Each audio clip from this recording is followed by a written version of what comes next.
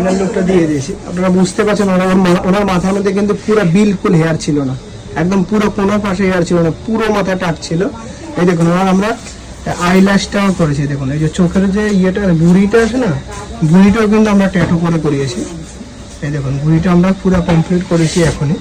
ওনারা কিন্তু বুড়িতেও কিন্তু চুল ছিল না, মাথায়ও চুল ছিল না, একদম পুরো বডিতে কোথাও চুল নেই। আর এখন আমরা লাগানোর পর আপনারা দেখতে পাচ্ছেন। বলো বাবু কেমন লাগছে?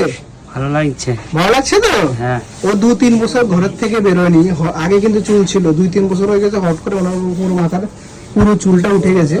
সেজন্য আমরা এখন ওকে নতুন করে চুল লাগিয়ে দিলাম। আপনারা দেখুন, একটু ঘুরে দাঁড়ান, একটু ঘুরুন।